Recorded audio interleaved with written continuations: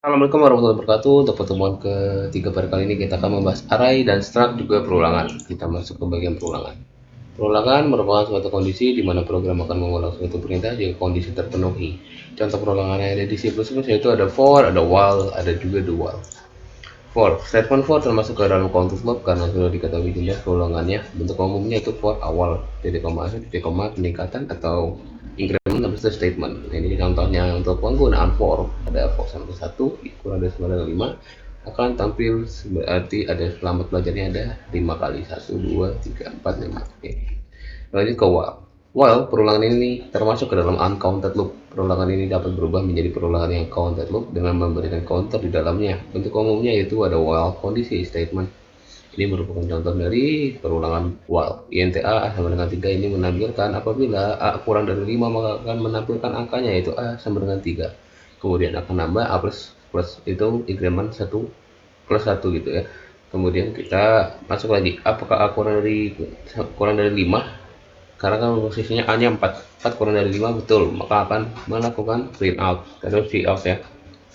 Terus kita periksa lagi 5 apakah kurang dari 5 ya, A nya itu kan 5 sekarang, berarti tidak usah ngeprint lagi.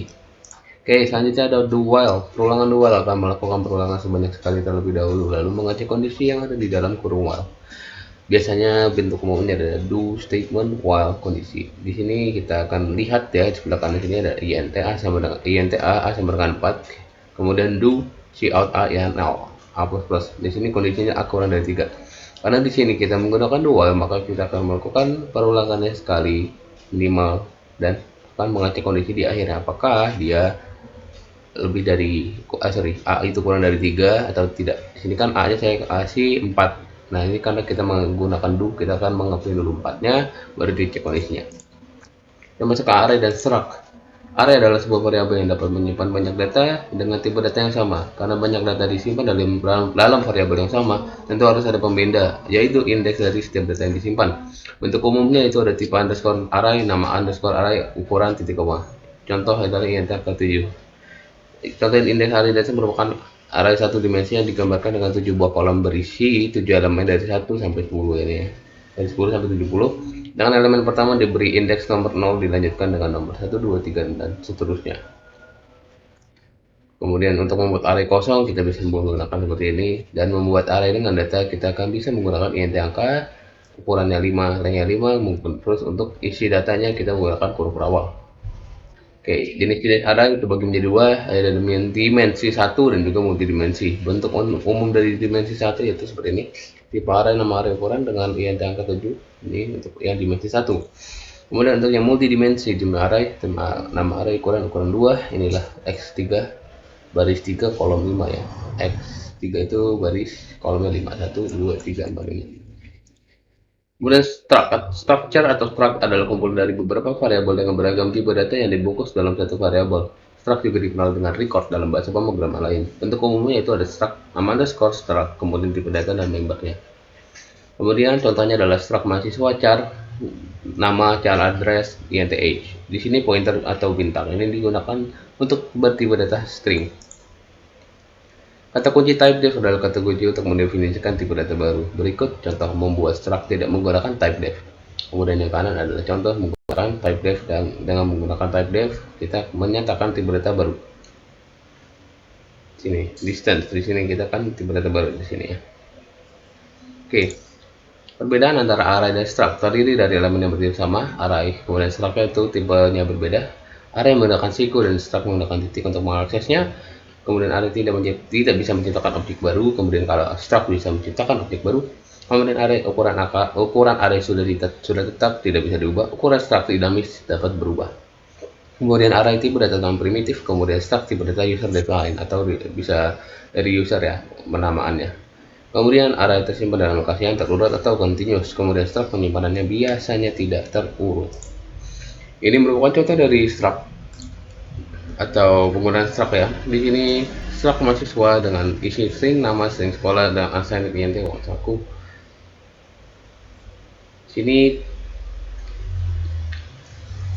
bisa dilihat dengan nama identitas gitu ya, uang saku bersekolah di, kita akan manggil struct dengan pakai titik ya.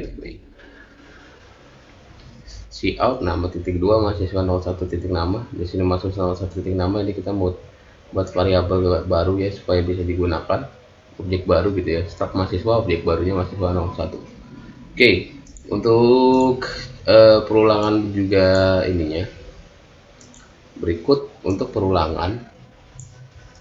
Ya, ini merupakan perulangan sederhana ya. Kita running dulu. Masukkan nilai n. Oke, di sini menggunakan codingan segitiga siku-siku ya. Oke, di sini untuk menggunakan atau menjelaskannya adalah berarti intn ini adalah sebuah variable n untuk menampung, kemudian cout masukkan nilai n, sini dimasukkan nilai n ya.